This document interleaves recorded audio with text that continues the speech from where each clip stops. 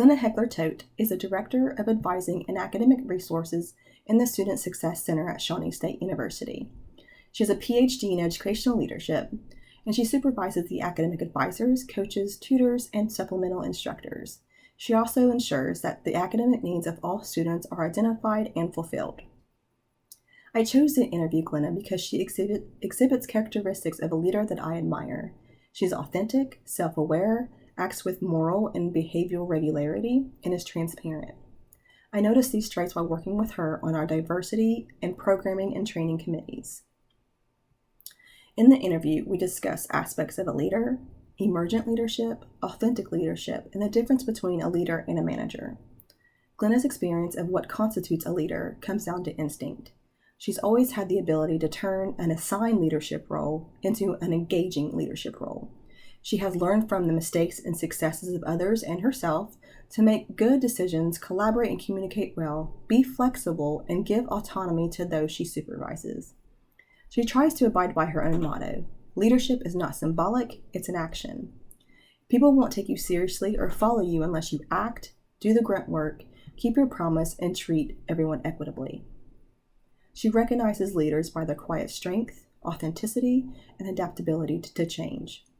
In her experience, she has witnessed those being loud and somewhat in your face to make their point or make you follow them.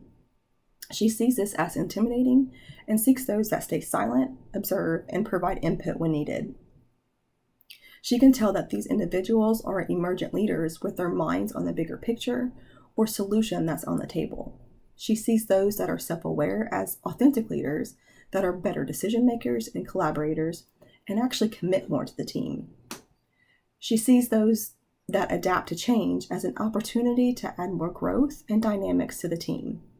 These leaders motivate others by example, are more empathetic, and have a balanced approach to their work and interactions with others. Glenna also emphasized the difference between a manager and a leader. She feels strongly that anyone in any position needs to understand this concept to create better working relationships and meet the objectives of the unit and institution as a whole. She believes managers coach while leaders mentor. Coaching is about being in a supervisory role and evaluating the performance of your supervisees, and mentoring is about developing your mentees so that they can fulfill their potential whether they stay in the institution or not. She enjoys seeing her supervisees grow and achieve new positions or roles that meet their needs.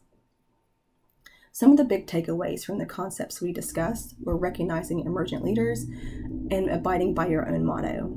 I realized that people that always speak up may not always be the right leaders.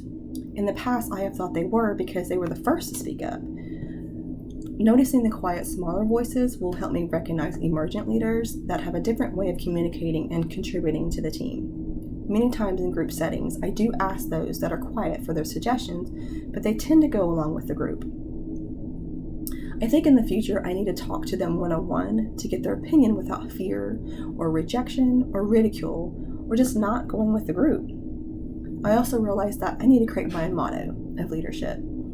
This will help keep me on track and drive me forward. Having a mantra will help me be mindful and accountable for my actions and decisions as a leader.